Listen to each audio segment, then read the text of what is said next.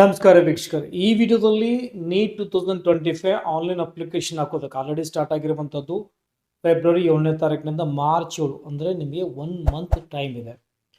So ನಾನು ನಿಮಗೆ ಇದರಲ್ಲಿ ಏನೆಲ್ಲ ಡಾಕ್ಯುಮೆಂಟ್ಸ್ ಬೇಕಾಗ್ತವೆ ನಾನು ನಿಮಗೆ ಹೇಳ್ತೀನಿ, ಅದೆಲ್ಲ ಪ್ರಿಪೇರ್ ಮಾಡ್ಕೊಂಡು ಇಟ್ಕೊಳ್ಳಿ. ಓಕೆ, ಸೊ ಮೊದಲನೇದೇನಪ್ಪ ಅಂದರೆ ನಿಮಗೆ ಇದ್ರ ಮೂಲಕ ತೋರಿಸ್ತೇನೆ. ಓಕೆ, ಆನ್ಲೈನ್ ಅಪ್ಲಿಕೇಶನ್ ಯೂಸಲಿ ಮೊದಲು ನಾನು ನಿಮಗೆ ವೆಬ್ಸೈಟ್ಗೆ ಹೋಗಿ ತೋರಿಸಿರ್ತೇನೆ. ಸೊ ಅದೇ ರೀತಿ ಯೂಸಲಿ ನೀವು ಫಾಲೋ ಮಾಡ್ಬೋದು. Okay, NTA NEET 2025 registration.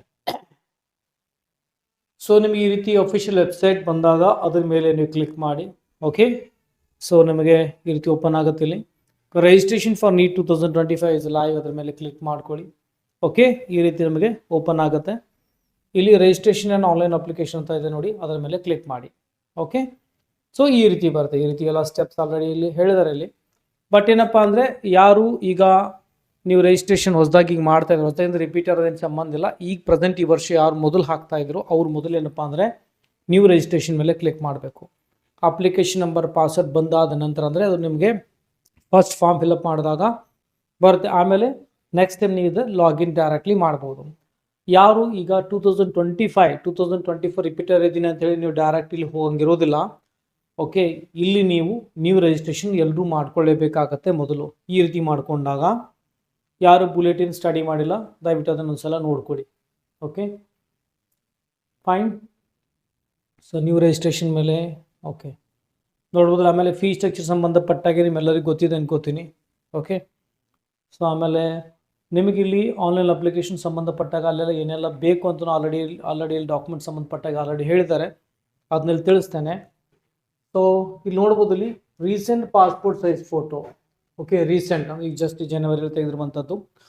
So ಅದು ಪಾಸ್ಪೋರ್ಟ್ ಸೈಜ್ ಫೋಟೋನ ನಿಮಗೆ ಇಲ್ಲಿ ಬೇಕಾಗುತ್ತೆ ಅಲ್ಲಿ. ಓಕೆ, ಅದನ್ನು ಸೈಜ್ ಬೇಕಾದ್ರೆ ಯಾವುದೇ ಒಂದು ನೀವು ಪ್ಲೇಸ್ಟೋರ್ನಿಂದ ಅಪ್ಲಿಕೇಶನ್ ಡೌನ್ಲೋಡ್ ಮಾಡಿಕೊಂಡು ಅದರ ಸೈಜ್ನ ನೀವು ರೆಡೀಸ್ ಮಾಡ್ಕೋಬೋದು, ಅಥವಾ ನಿಮಗೆ ಎಷ್ಟು ಬೇಕು ಅಷ್ಟು ಬೇಕಾದರೂ ಮಾಡ್ಕೊಳ್ಬೋದು. ಭಾಳಷ್ಟು ಅಪ್ಲಿಕೇಶನ್ ಅವೈಲೇಬಲ್ ಇದೆ. ಪಾಸ್ಪೋರ್ಟ್ ಸೈಜ್ ಫೋಟೋ ಇಮೇಜ್ ಬೇಕಾಗುತ್ತೆ ಅಲ್ಲಿ. ಆಮೇಲೆ ಇದಕ್ಕೆ ನೀವೇನು ಹೆಸರು ಕೊಡ್ತೀರಿ ನೋಡಿ, ಅಲ್ಲಿ ಮೆನ್ಷನ್ ಮಾಡಿದ್ದಾನೆ ಅಲ್ಲಿ ನೇಮ್ಡ್ ಯಾವ ರೀತಿ ಡ್ಯಾಶ್ ಫೋಟೋ ಅಂದರೆ ನಿಮ್ಮ ಹೆಸರು ಮತ್ತು ಆಮೇಲೆ ಫೋಟೋ ಅಂತ ನೀವು ಸೇವ್ ಮಾಡ್ಕೊಳ್ಳಿ. ಅಪ್ಲೋಡ್ ಮಾಡೋದು ಬೆಟರ್.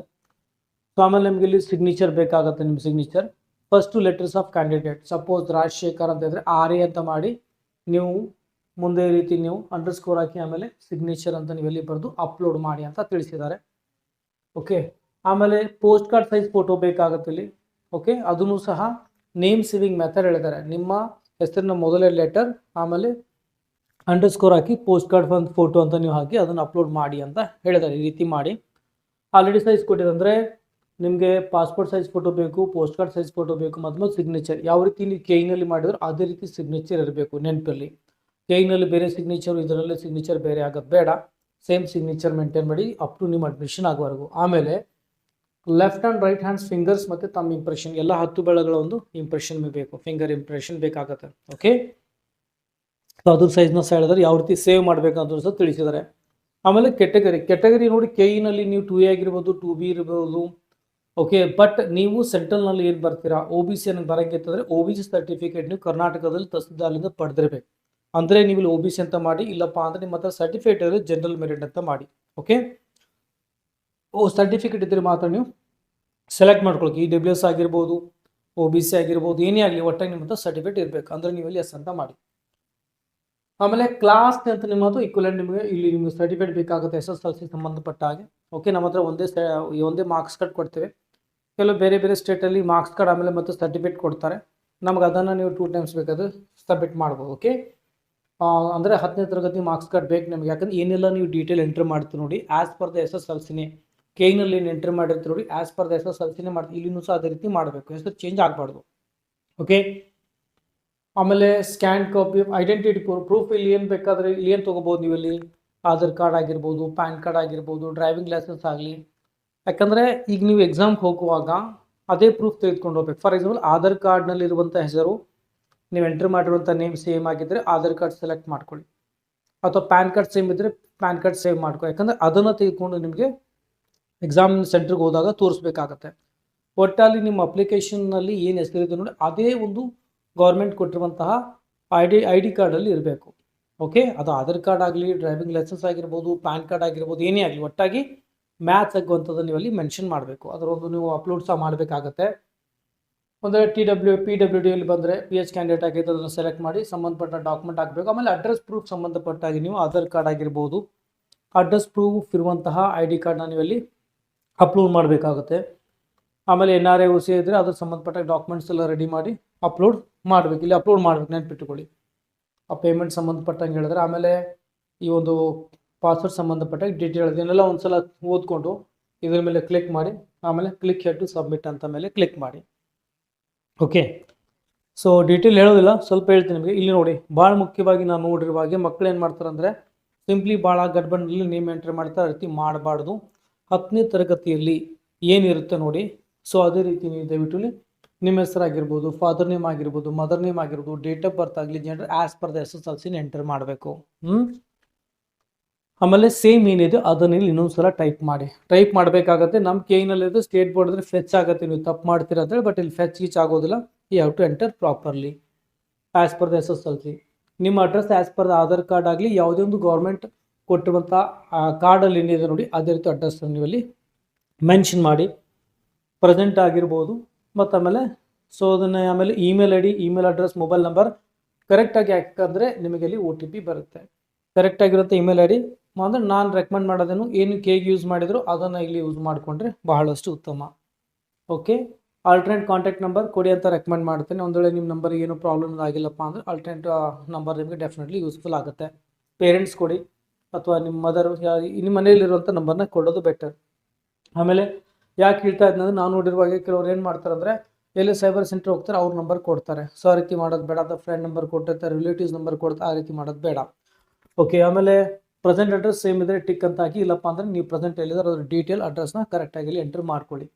ಪಾಸ್ವರ್ಡ್ ಇಲ್ಲಿ ಸ್ಟ್ರಾಂಗ್ ಪಾಸ್ವರ್ಡ್ ಕ್ರಿಯೇಟ್ ಮಾಡಿ, ಅದನ್ನು ಸಹ ರೆಕಮೆಂಡ್ ಮಾಡುತ್ತೆ. ಅಥವಾ ನೀವು ನಿಮ್ಮದೇ ಆದಂಥ ಒಂದು ಪಾಸ್ವರ್ಡ್ ಯಾವ ರೀತಿ KE ಮತ್ತು ನೀಟಿಗೆ ಏನು ಮಾಡ್ತೀರೋ ಸೇಮ್ ಮಾಡಿದ್ರೆ ಉತ್ತಮ. ಅಥವಾ ನಿಮಗೆ ನೆನಪು ಇರುವಂತಹ ರೀತಿಯಲ್ಲಿ ದಯವಿಟ್ಟು ಮಾಡಿ. ಸ್ಪೆಷಲಿ ಸೆಕ್ಯೂರಿಟಿ ಕ್ವಶನಲ್ಲಿ ಕರೆಕ್ಟಾಗಿ ಸೆಲೆಕ್ಟ್ ಮಾಡ್ಕೊಳ್ಳಿ. ಯಾಕಂದರೆ ಒಂದು ವೇಳೆ ಪಾಸ್ವರ್ಡ್ ನೆನಪೋದ್ರೆ ನೀವು ಈಸಿಲಿ ಅದನ್ನು ಮತ್ತೆ ರೀಕ್ರಿಯೇಟ್ ಮಾಡ್ಬೋದು. ಓಕೆ, ಇದನ್ನೆಲ್ಲ ಮಾಡಿ ಕರೆಕ್ಟಾಗಿ ಕ್ಯಾಪ್ಚರ್ ಮಾಡಿ ಇದ್ರ ಮೇಲೆ ಎಂಟರ್ ಮಾಡಿ ಸಬ್ಮಿಟ್ ಮಾಡಿದ್ರೆ ಆಯಿತು. ಆಮೇಲೆ ನಿಮಗೆ ಯಾವ ರೀತಿ ಪೇಜ್ ಓಪನ್ ಆಗುತ್ತೆ ಅನ್ನೋದು ಹೇಳ್ತೀನಿ. ಇಲ್ಲಿ ತೋರಿಸಾಗ ನೋಡ್ಬೋದು ಈ ರೀತಿ. ಅಂದರೆ ಸೊ ಡೀಟೇಲ್ ಈ ರೀತಿ ಬಂದಾಗ ಇಲ್ಲಿ ಪರ್ಸ್ನಲ್ ಡೀಟೇಲ್ಸ್ನ ಕರೆಕ್ಟಾಗಿ ಎಂಟ್ರಿ ಮಾಡಿ, ಸಿಂಪಲ್ ಆಗಿರುವಂಥದ್ದು. ಅಲ್ಲಿ ಯಾವುದೇ ರೀತಿ ಕಾಂಪ್ಲೆಕ್ಸ್ ಎಲ್ಲ ಕರೆಕ್ಟ್ ಡೀಟೇಲ್ಸ್ ಎಂಟ್ರಿ ಮಾಡ್ಕೊಳ್ಬೇಕಲ್ಲಿ. ಆಮೇಲೆ ಅಂದರೆ ಇವೆಲ್ಲ ನೀವೇನಪ್ಪ ಅಂದರೆ ಫಾರ್ಮಲ್ಲಿ ಫಿಲ್ಅಪ್ ಮಾಡಬೇಕಾಗುತ್ತೆ. ಅಷ್ಟೊಂದು ಕಾಂಪ್ಲೆಕ್ಸ್ ಇರೋದಿಲ್ಲ, ವೆಬ್ಸೈಟ್ನ ಅಷ್ಟೊಂದು ಟ್ರಬಲ್ ಮಾಡೋದಿಲ್ಲ, ಆರಾಮಾಗಿ ಎಂಟ್ರಿ ಮಾಡಬೇಕು. ಓಕೆ, ಐಡೆಂಟಿಟಿ ಡೀಟೇಲ್ಸ್ ಆಗಲಿ, ನಿಮ್ಮ ಆಧಾರ್ ಕಾರ್ಡ್ ಆಗಿರ್ಬೋದು, ಡ್ರೈವಿಂಗ್ ಲೈಸೆನ್ಸ್ ಆಗಲಿ, ಅದನ್ನು ಕರೆಕ್ಟ್ ವೇನಲ್ಲಿ ಸೆಲೆಕ್ಟ್ ಮಾಡ್ಕೊಳ್ಳಿ. ನೆನ್ಪಿಟ್ಕೊಳ್ಳಿ, ಏನು ಸೆಲೆಕ್ಟ್ ಮಾಡ್ತಿರೋ ಅದು ನಿಮ್ಮ ಹೆಸರಿಗೆ ಕರೆಕ್ಟಾಗಿ ಮ್ಯಾಚ್ ಆಗಬೇಕು. ಸಪೋಸ್ ಆಧಾರ್ ಕಾರ್ಡ್ ಮ್ಯಾಚ್ ಆಗಿಲ್ಲ ಅಂದರೆ ಪ್ಯಾನ್ ಕಾರ್ಡ್ ಇದ್ದರೆ ಆ ಪ್ಯಾನ್ ಕಾರ್ಡ್ ಮ್ಯಾಚ್ ಆಗಬೇಕಂತದನ್ನು ಇಲ್ಲಿ ಕರೆಕ್ಟಾಗಿ ಎಂಟ್ರಿ ಮಾಡಬೇಕು. ಅಪರ್ ID ಇತ್ತು ಅಂದರೆ ಓಕೆ, ಇದ್ದಿಲ್ಲಪ್ಪ ಅಂದ್ರೆ ನೋ ಅಂತ ಮಾಡಿ. ಇತ್ತು ಅಂದರೆ ಓಕೆ, ಮಾಡಿಲ್ಲ ಅಂತಂದರೆ ನೋ ಅಂತ ಹಾಕಿ. ಏನು ಸಮಸ್ಯೆ ಇಲ್ಲ, ಇದೇನು ಮ್ಯಾಂಡೇಟರಿ ಅಂತೇನು ಇರುವುದಿಲ್ಲ. ಆಮೇಲೆ ಎಕ್ಸಾಮ್ ಮತ್ತು ಎಕ್ಸಾಮ್ ಸೆಂಟರ್ ನೋಡಿ, ಇದು ಎಕ್ಸಾಮ್ ಸೆಂಟರ್ ನೀವು ಕರೆಕ್ಟಾಗಿ 3 ಇರ್ತವೆ. ನೀವು 3ರಲ್ಲಿ ಪ್ರಯಾರಿಟಿ 1, 2, 3 ಪ್ರಕಾರ ನಿಮ್ಮ ಅನುಕೂಲ ತಕ್ಕಂಗೆ ನೀವು ಮಾಡ್ಕೊಳ್ಬೋದು. ಬೆಂಗಳೂರಿನವರಾಗಿದ್ದರೆ ಬೆಂಗಳೂರು, ಅರ್ಬನ್ನು, ರೂರಲ್ಲು ಅಥವಾ ಸಮೀಪ ಇರುವಂತಹ ಕೋಲಾರ, ಯಾವ್ದು ನಿಮ್ಗೆ ಈಸಿ ಆಗುತ್ತೋ ಅದನ್ನು ನೀವು ಸೆಲೆಕ್ಟ್ ಮಾಡ್ಕೊಳ್ಬೋದು. ಓಕೆ, ಕ್ವಾಲಿಫಿಕೇಷನ್ ಡೀಟೇಲ್ಸ್ ಅಂದ್ರೆ ಕ್ಲಾಸ್ 10th ಆಗಿರ್ಬೋದು, ಕ್ಲಾಸ್ 12th ಆಗಲಿ, ಡೀಟೇಲ್ಸ್ ಕರೆಕ್ಟಾಗಿ ಎಂಟ್ರಿ ಮಾಡಿ. ಎಷ್ಟು ಮಾರ್ಕ್ಸ್ ಇಟ್ಕೊಂಡಿದ್ರೆ ಆಟೋಮೆಟಿಕ್ಲಿ ಪರ್ಸೆಂಟೇಜ್ ಬರುತ್ತೆ. ಕರೆಕ್ಟಾಗಿ ನೀವು as per SSLC roll number ಆಗಿರ್ಬೋದು, ಸ್ಕೂಲ್ ನೇಮ್ ಆಗಿರ್ಬೋದು, ಅದರ ಪಿನ್ ಕೋಡ್ ಕರೆಕ್ಟಾಗಿ ಅಂದರೆ 10ನೇ ಮತ್ತು 12ನೇ ಮಾರ್ಕ್ಸ್ ನಿಮ್ಮ ಹತ್ರ ಇರಬೇಕು. ಎಂಟ್ರಿ ಮಾಡ್ಕೊಳ್ಳಿ. ಮುಗಿದಿಲ್ಲಪ್ಪ ಅಂದರೆ ಯೂಸಲಿ ಎಂಟ್ರಿ ಮಾಡಿ. ಅದು ಆಟೋಮೆಟಿಕ್ಲಿ ಫ್ರೆಶರ್ ಇದ್ರಿನ ಅವಶ್ಯಕತೆ ಯೂಸಲಿ ಬೀಳೋದಿಲ್ಲ 12th. ಓಕೆ, ಆಮೇಲೆ ಅಡಿಷ್ನಲ್ ಡೀಟೇಲ್ಸ್ ಇಲ್ಲಿ ಏನಪ್ಪ ಅಂದರೆ ಟ್ವಿನ್ಸ್ ಇದ್ರೆ ಅಂತ ರೀತಿ ಸಿಂಪಲ್ ಕ್ವಶನ್ ಕೇಳ್ತೆ, ಅದನ್ನು ನಿಮಗೆ ನೋಡಿದ್ರೆ ಗೊತ್ತಾಗುತ್ತೆ, ಈಸಿಲಿ ನೀವು ಎಂಟ್ರಿ ಮಾಡ್ಬೋದು. ಆಮೇಲೆ ಎಮರ್ಜೆನ್ಸಿ ಕಾಂಟ್ಯಾಕ್ಟ್ ನಂಬರ್ ಅಂತ ಬಂದಾಗ ನೀವು ಸ್ಪೆಷಲಿ ಅಲ್ಲಿ ಇಮೇಲ್ ID ಮತ್ತು ಪಾಸ್ವರ್ಡ್ ನಿಮ್ಮ ಮನೆಯಲ್ಲಿ ಯಾವುದಾದ್ರೂ ಕೊಡಿ. ಓಕೆ, ಎಮರ್ಜೆನ್ಸಿ ಅಂತ ಯೂಸಲಿ ಅಂತ ಅದಕ್ಕೂ ಸಹ OTP ಹೋಗುತ್ತೆ, ಇಮೇಲಿಗೂ ಹೋಗುತ್ತೆ ಮತ್ತು ಆಮೇಲೆ ಮೊಬೈಲ್ ನಂಬರ್ಗೂ ಹೋಗುತ್ತೆ. ಆಮೇಲೆ ಅಪ್ಲೋಡ್ ಡಾಕ್ಯುಮೆಂಟ್ಸ್ ಅಂತ ಬಂದಾಗ ಫೈನಲ್ ಸಬ್ಮಿಟ್ ಮಾಡಿ. ಅಪ್ಲೋಡ್ ಡಾಕ್ಯುಮೆಂಟ್ಸ್ ಅಂತ ಬಂದಾಗ ನಾನು ನಿಮ್ಗೆ ಆಲ್ರೆಡಿ ತೋರಿಸಿದ್ದೇನೆ. ಓಕೆ, ಅವೆಲ್ಲ ಡಾಕ್ಯುಮೆಂಟ್ಸ್ ಅಲ್ಲಿ ಸಬ್ಮಿಟ್ ಮಾಡಬೇಕು. ಇಲ್ಲಿ ನೋಡಿ, ಅಂದರೆ ಅಪ್ಲೋಡ್ ಮಾಡಬೇಕಲ್ಲಿ ಸೈಜ್ ನೋಡಿ, ಈಸಿಲಿ ಅದನ್ನು ನೀವು ಕನ್ವರ್ಟ್ ಮಾಡ್ಬೋದು ಯಾವುದೊಂದು ಆ್ಯಪ್ ಮೂಲಕ. ಫೋಟೋ ಬೇಕಾಗುತ್ತಾ, fingers, left hand thumb impressions ಎಲ್ಲರದು ಎಲ್ಲ ಥಂಬ್ ಇಂಪ್ರೆಷನ್ಸ್ ಬೇಕಾಗುತ್ತೆ ಅಲ್ಲಿ. ಓಕೆ, ಆಮೇಲೆ ಸಿಗ್ನೇಚರ್ ಬೇಕಲ್ಲಿ, ಅದರ ಒಂದು ಅದನ್ನು ಕನ್ವರ್ಟ್ ಮಾಡ್ಕೊಳ್ಳಿ. ಆಮೇಲೆ post card size of photo ಬೇಕು. ಇದು ನೀವು ನಾನು ಹೇಳ್ತೀನಿ ಅಂದರೆ ಫೋಟೋ ಯೂಸಲಿ ನಿಮ್ಮ ಹತ್ರ 7-8 ಇರಲಿ. ಅಪ್ಲೋಡಿಂಗ್ ಏನು ಬಿಡಿ, ಅದನ್ನು ನೀವು ಫೋಟೋ ಹಾಕಿ ಅಪ್ಲೋಡ್ ಮಾಡ್ತೀರಾ, ನಿಮಗೆ ಮುಂದೆ ಅಡ್ಮಿಷನ್ ಸಂದರ್ಭದಲ್ಲಿ ಬೇಕಾಗುತ್ತೆ. ನನ್ನ ರೆಕಮೆಂಡೇಶನ್ KE ನಲ್ಲಿ ಆಗಲಿ ನೀಟಾಗಲಿ ಸೇಮ್ ಫೋಟೋ ಯೂಸ್ ಮಾಡೋದು ಉತ್ತಮ. ಒಂದು post card size photo usually ಒಂದೇ ಬೇಕಾಗುತ್ತೆ, 2-3 ಇಟ್ಕೊಂಡ್ರು ಓಕೆನೇ. ನಿಮಗೆ ಅಲ್ಲಿ ಬೇಕಾಗತ್ತೆ ಎಕ್ಸಾಮ್ಗೋಸ್ಕರ, ಯಾಕಂದ್ರೆ ನೀಟ್ ಎಕ್ಸಾಮ್ಗೆ ಹೋದಾಗ ಒಂದು ಪಾಸ್ಪೋರ್ಟ್ ಸೈಜ್ ಫೋಟೋನ ನೀವೇ ಅಂತ ಯೂಸಲಿ ಗೊತ್ತಾಗೋದಿಲ್ಲ. Post card size ದೊಡ್ಡದಿದ್ರೆ easily recognised ಮಾಡೋದಂತ ಸರ್ಕಾರ ರೀತಿ ಮಾಡಿರುವಂಥದ್ದು. Okay fine. ಆಮೇಲೆ ಕ್ಯಾಟಗರಿ ಸರ್ಟಿಫಿಕೇಟ್, ಅದು ನೀವು OBC ಬಿಲಾಂಗ್ ಆಗಿದ್ದರೆ ಸರ್ಟಿಫಿಕೇಟ್ ಇದ್ದರೆ, ಇಲ್ಲಪ್ಪ ಅಂದ್ರೆ ನೋ ಅಂತ ಮಾಡಿ ಸರ್ಟಿಫಿಕೇಟ್ ಅವಶ್ಯಕತೆ ಅಲ್ಲಿ ಬೇಕಾಗಲ್ಲ. ಬಟ್ KNLA 2A 2B ಮಾಡಿದ್ರೆ ಅದು ನಿಮಗೆ ಯೂಸ್ ಆಗುತ್ತೆ. ಓಕೆ, ಇಲ್ಲಿ ಭಾಳ ಜನ ಕನ್ಫ್ಯೂಸ್ ಮಾಡ್ಕೊಳ್ತಾರೆ. ಆಮೇಲೆ ಕ್ಲಾಸ್ 10th ಮಾರ್ಕ್ಸ್ ಕಾರ್ಡ್, ಆಮೇಲೆ ಅಡ್ರೆಸ್ ಪ್ರೂಫ್, ಆಧಾರ್ ಕಾರ್ಡ್ ಆಗಿರ್ಬೋದು, ಪ್ಯಾನ್ ಕಾರ್ಡ್ ಆಗಲಿ, ಅದನ್ನು ನೀವು ಅಪ್ಲೋಡ್ ಮಾಡ್ಬೋದು. ಮೊಬೈಲ್ ನಂಬರ್, ಇಮೇಲ್ ID ಭಾಳ ಮುಖ್ಯವಾಗಿರೋದು. ನೀವು ಯೂಸ್ ಮಾಡುವಂಥ ಮೊಬೈಲ್ ನಂಬರ್ ಚಾಲ್ತಿಯಲ್ಲಿ ಇರಬೇಕು, ಇಮೇಲ್ ID ಸಹ ನಿಮ್ಮ ಹತ್ರ ಅದರ ಪಾಸ್ವರ್ಡ್ ಇರಬೇಕು. ಓಕೆ, ಇಷ್ಟೆಲ್ಲ ಡಾಕ್ಯುಮೆಂಟ್ಸ್ ಕಾಮನ್ಲಿ ನಿಮಗೆ ಬೇಕಾಗುವಂಥದ್ದು. ಭಾಳ ಸಿಂಪಲ್ ಆಗಿರೋಂಥ ಪ್ರೊಸೀಜರ್. ಲಾಸ್ಟಿಗೆ ಫೈನಲಿ ಸಬ್ಮಿಟ್ ಮಾಡಿ ಪೇಮೆಂಟ್ ಮಾಡಬೇಕಂದ್ರೆ ಪೇಮೆಂಟ್ ಕೇಳ್ತೇವೆ, ಪೇಮೆಂಟ್ ನೀವು ಮಾಡ್ಕೋಬೋದು. ಓಕೆ, ಏನೆಲ್ಲ ಡಾಕ್ಯುಮೆಂಟ್ಸ್ ಬೇಕನ್ನೋದನ್ನ ಹೇಳಿದ್ದೇನೆ, ಸಿಂಪಲ್ ಆಗಿರುವಂಥದ್ದು. ಇವೆಲ್ಲ ಡಾಕ್ಯುಮೆಂಟ್ಸ್ ರೆಡಿ ಇಟ್ಟುಕೊಂಡೆ ನೀವೇನಪ್ಪ ಅಂದರೆ ಸ್ಟಾರ್ಟ್ ಮಾಡಿ. ಸೊ ಆಲ್ರೆಡಿ ಅಲ್ಲೇನು ರೆಕಮೆಂಡ್ ಮಾಡಿದ್ರು ನೋಡಿ, ಆ ರೀತಿ ನೀವು ಯೂಸಲ್ಲಿ ಏನಪ್ಪ ಅಂದ್ರೆ ಎಲ್ಲ ನೀವು ಸೇವ್ ಮಾಡ್ಕೊಳ್ಬೇಕಲ್ಲಿ. ಓಕೆ, ಸೊ ಆ ರೀತಿ ನೀವು ಸೇವ್ ಮಾಡ್ಕೊಳ್ಬೇಕು. ರಿಜಿಸ್ಟ್ರೇಷನ್ ಆಲ್ರೆಡಿ ನಾನು ನಿಮ್ಗೆ ಹೇಳಿದ್ದೇನೆ, ಆಲ್ರೆಡಿ ಕ್ಲಿಯರ್ಲಿ ಇಲ್ಲಿ ಮೆನ್ಷನ್ ಮಾಡಿದೆ ಯಾವ ರೀತಿ ಸೇವ್ ಮಾಡಬೇಕಂತ. ಸೊ ಅದೇ ರೀತಿ ನೀವು ಇಲ್ಲಿ ಸೇವ್ ಮಾಡಿ. ಓಕೆ, ಯಾವಾಗ ನಿಮಗೆ ಈ ಅಪ್ಲಿಕೇಶನ್ ನಂಬರ್ ಪಾಸ್ವರ್ಡ್ ಬರುತ್ತೋ ಇದ್ರ ಮೇಲೆ ಕ್ಲಿಕ್ ಮಾಡಿ. ಮತ್ತು ನೀವು ಬೇಕಾದರೆ ಯಾವಾಗ ಮುಂದೆ ಫ್ಯೂಚರ್ಲಿ ಏನಾದರೂ ಎಡಿಟಿಂಗ್ ಆಪ್ಷನ್ ಬಿಟ್ಟಾಗ ತಪ್ಪಾಗಿದ್ದರೆ ಎಡಿಟ್ ಸಹ ನೀವು ಬೇಕಾದರೆ ಮಾಡ್ಕೊಳ್ಬೋದು. ಓಕೆ, ಡಾಕ್ಯುಮೆಂಟ್ಸ್ ಅಷ್ಟೊಂದು ಕಾಂಪ್ಲೆಕ್ಸ್ ಏನಿರೋದಿಲ್ಲ, ಸಿಂಪಲ್ ಆಗಿರುವಂಥ ಡಾಕ್ಯುಮೆಂಟ್ಸ್ ಇಲ್ಲಿನೂ ಸಹ ನಿಮಗೆಲ್ಲ ಅವೈಲೇಬಲ್ ಆಗುತ್ತೆ. ಈ ಸೈಜಿಗೆ ಈಸಿಲಿ ಕನ್ವರ್ಟ್ ಮಾಡ್ಕೊಳ್ಬೋದು ನೀವು ಇಲ್ಲಿ. ಓಕೆ, ಇಲ್ಲಿ ನೋಡ್ಬೋದು ಇಲ್ಲಿ for example class equivalent certificate ಅಂತ ಬಂದಾಗ first 2 characters of candidate name ಅಂತ ಇದೆ. ಫಾರ್ ಎಕ್ಸಾಂಪಲ್ ನೋಡಿ, ರಾಜು ಅಂತ ಇದ್ದರೆ ನೀವೇನು ಮಾಡಬೇಕಿಲ್ಲಿ ನೋಡಿ, ಒಂದ್ಸಲ ತೋರಿಸ್ತೇನೆ. ಅಲ್ಲಿ ಆಲ್ರೆಡಿ ಕ್ಲಿಯರ್ಲಿ ಮೆನ್ಷನ್ ಮಾಡಿರುವ ಹಾಗೆ ನೀವು RA ಅಂತ ಬರೆದು ಆಮೇಲೆ ಅಂಡರ್ಸ್ಕೋರ್ ಹಾಕಿ ನೀವಲ್ಲಿ SSLC ಮಾರ್ಕ್ಸ್ ಕಾರ್ಡ್ ಅಂತ ನೀವಲ್ಲಿ ಮಾಡ್ಬೋದು. ಓಕೆ, ಜೈ ಬಂತ ಬೇಟ್.